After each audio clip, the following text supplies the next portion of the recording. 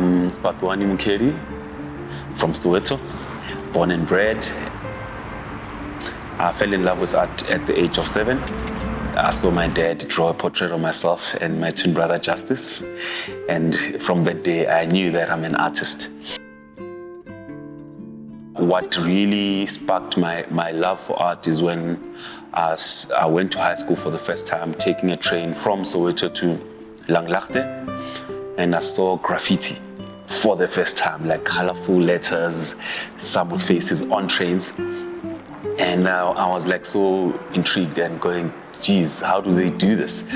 And every day I'd look forward to seeing all these graffiti trains and walls. I then just really fell in love with deeper into it. My love for art was like evolving, from just drawing to graphic design to pop art, like stickers, graffiti. I met a mentor who came to my house and saw all the things I was painting on the walls and like just destroying my mom's house. And he was like, geez, you guys, meaning me, myself and my twin brother, saying, geez, you're so talented. And we didn't know what to do with all of that. Just knew how to kind of monetize it a bit, like draw portraits for people for money, design a flyer, logo for 50 Rand, Then got into advertising through our mentor, and then the world just became much more bigger. Then learned in advertising, I learned branding, which then I learned how to brand myself, So I worked in advertising for long, I think 12 years, working with big brands, And then when I then had an opportunity to jump and be independent, I kind of knew what I need to do with my brand. But also when I was in agency, I was already working on my brand. I fell in love with a lot of things. I think art is everything. That's one thing I like. Art is culinary. It's drinks, mixology. It's coffee, which is one of my favorite things, which I fell in love with through a mentor. The same mentor got me to being a professional artist.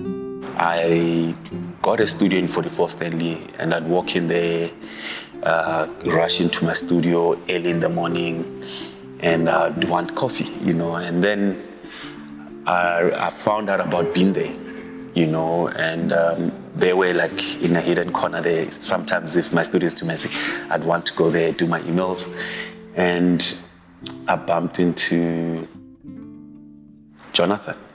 And I don't know, like through art and stuff, Jonathan said he saw my art and his wife likes my art, and we started chatting about coffees. Then I had this machine, and then the relationship with me and Jonathan started growing because he wanted art, and then we somehow, weird enough, we have similar interests. When we met, we couldn't stop talking. There's too many things to talk about.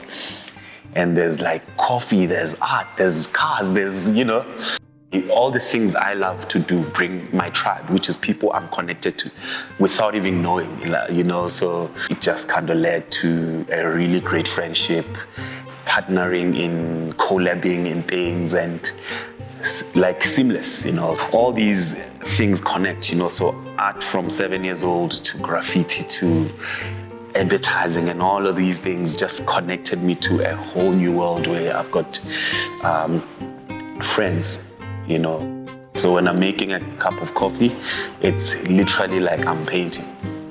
And when I'm cooking, it's still like I'm painting. So it's all one thing, and I'm grateful for that.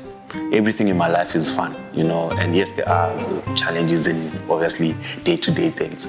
But I wake up and I look forward to my day. I look forward to making that coffee. Look forward to doing this, to collaborating, to chatting, painting, which is amazing and a great blessing for me. Art connects people. Coffee connects people. I've acquired so many, if the word acquire is the right one, I've made so many great friends. So it is very much the same, and it's intertwined because through art as well, I meet people who feel the same about creating art, who, more than just looking at it. it's therapeutic. You know, I have a hashtag where I say art therapy, which is for everything. Coffee is therapy. You know, that moment you take for yourself and go, even with people, there's just like this thing where it's just you and this thing, but you're connecting with other people. It's very therapeutic, and it's the same thing. It's quite amazing that patience is everything in any kind of craft, you know.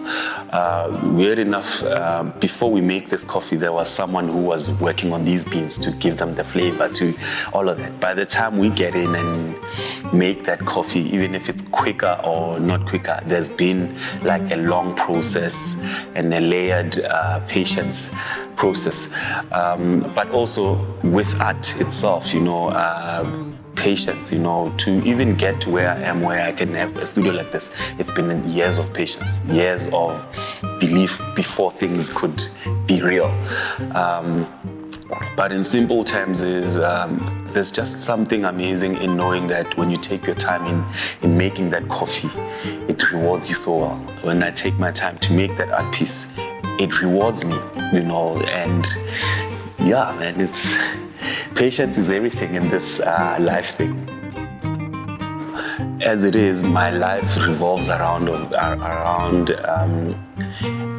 earthy things, you know, like coffee comes from the ground. My tones already, without even using coffee as my inspiration, do resemble coffee. You know, my canvases, you can see they're a bit like earthy, some portraits are brown. It's one thing I want to do with Jonah, just collaborate, and I think with our friendship we'll collaborate till the end. You know, it will never stop. Even if, let's say, I move to Japan, there'll be that call, or I'll call him and say, hey dude, I'm here and I'd like to see if we can open a small little binde wherever I am in the world. But yeah, a little collab with binde and Jono with portraits, which we are already doing, but a traveling version.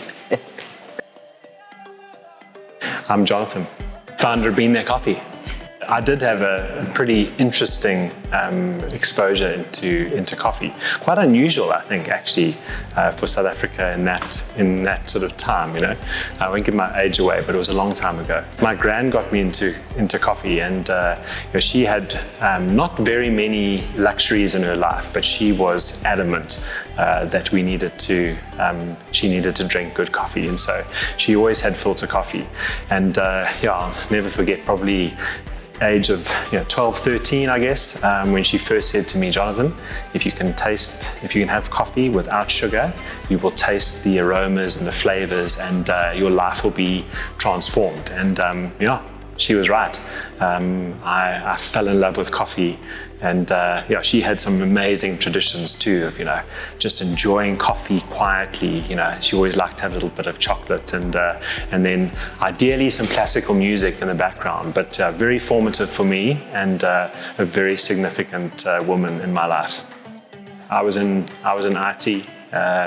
Working at Dimension Data, and stock market crashed. My wife and I decided to take a year off and go and travel around the world. In this time, I met a guy called Ugo, and he had a fair trade coffee business. And this was the first time I'd ever been exposed to sort of the concept of fair trade, the concept of paying people a fair price. And of course, I had always loved coffee. Gran had infiltrated my brain with this desire to and this love for this incredible beverage, and then suddenly it married with this thought that actually you could have a business in something that you loved, which was this coffee in my life, and that I could have an impact in the lives of small-scale farmers who are not being paid fairly, and this just lit up my world. I think my interaction probably with Agnes back in 2007. Kenyan farmer who I met for the first time sitting under a tree in Nyeri on the slopes of Mount Kenya, beautiful situation. we connected. Agnes and I just connected so well as we chatted. And at this point, I'll never forget asking her a bit about her family, understanding, a bit about her kids. She has two kids, and her daughter, and Telvin, her son, and understanding at that moment that her son was not in school and her daughter was in school because of lack of funds. I'll never forget that feeling inside of like, should I just whip out my wallet, pay for these school fees, get Telvin into school, and it was really a moment where I sort of zoomed out, as it were, and thought about the impact that we could have as being there. And that impact could be how we pay Agnes. If we pay Agnes really well and buy this incredible coffee that she has, and pay her fairly, she would be able to look after her own family. And that was quite a significant moment in the sort of in my fair trade journey. It was like, it's actually not about the charity of paying Agnes to enable her to pay school fees. It's about the act of paying Agnes fairly for an incredible product that she produces. And so, we've done that over the last, close to 20 years with Agnes. And to see the growth and change in her life over the last years, as we paid her fairly, she was able to put her kids through school. She became a promoter farmer in her area. She started training through the agronomy training that we were funding. She actually started training other farmers. She started increasing her own yields. Her yields went from 2 kilos to 5 kilos to 8 kilos a tree. Started seeing her income change. She then, which was incredible, because of this leadership role that she took on in this community, she then became recognized as a leader, and actually was able to take the role of a district chief. And so, like, the change in her life over this time has been dramatic. I'll never forget the first time she entertained me at her home. We had tea in her little I'd say mud and stick home, and years later I recall vividly just sitting in her now brick home, tin roof, gutters, TV. She'd left her TV on, maybe just as a reminder to let me know that there was power in this house.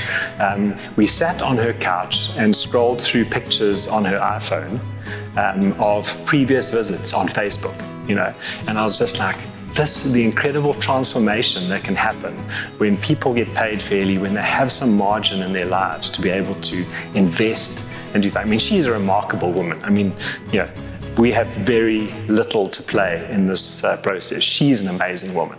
Looking back, significant for me to see what can happen when we are fair. Coffee has this ability, it brings us together. It brought, Fhatuwani and I together around a table to just talk about life, about Africa, about the impact we could that we could have. It's an incredible beverage, and the ability that it, the transforming ability it has in relationships is amazing. I think what excites me is that there's so much potential on this continent. We have, without doubt, the best growing conditions, the best varietals, on this continent. I think what I'm excited about is just to see how the world, in a sense, is falling in love. With Africa and African coffee in particular. I think we're going to see that explode. And I'm excited to see just even our own journey in terms of our own expansion. Getting African coffee in front of more and more people. I love to just watch and witness as South Africans uncover coffee for the first time. I love love the evolution that happens from, from a Recoffee to a Nescafe to I've watched it with people who have journeyed with, how they will initially tell me, I love coffee, I have 2 spoons of Recoffee, to a point where they are buying an espresso machine for home. That's an amazing journey.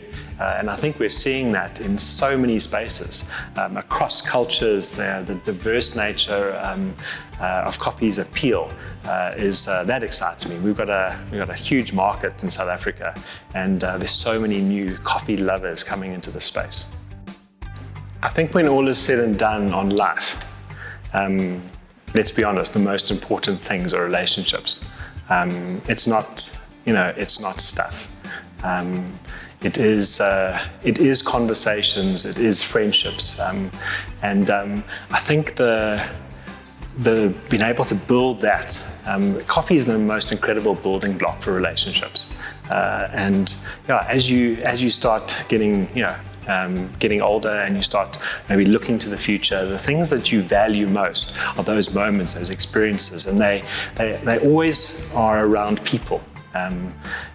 So many of my great memories are having a cup of coffee in a particular space with a particular person, and that's just, it's almost like a photograph, is taken. I can see it with so many people in my life. Just instances of coffee. They may be at the coffee shop at 44 Stanley, had been there.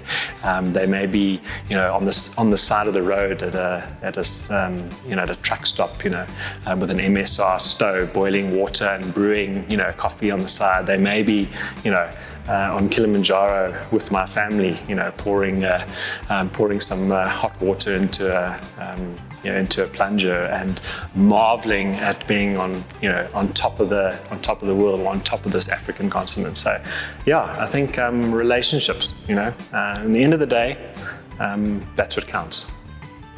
Hi everyone, I'm Sinjon from Marzocco, South Africa, and firstly, massive congratulations to the Being There team on reaching such an impressive milestone of 20 years, and a big thank you to Fhatuwani Mukheli for joining us in this celebration.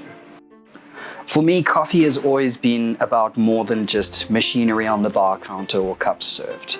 It's an experience, it's about people, it's about creativity, and that's why being a part of this 20-year celebration has been so special for me. It's not just a celebration of coffee, but it's a celebration of culture. At Marzocco, we talk a lot about craftsmanship. Every detail of a machine is considered, much like every brushstroke of a painting or every step in roasting coffee. That's where this connection lies. Art, coffee, and design are all about honoring craft.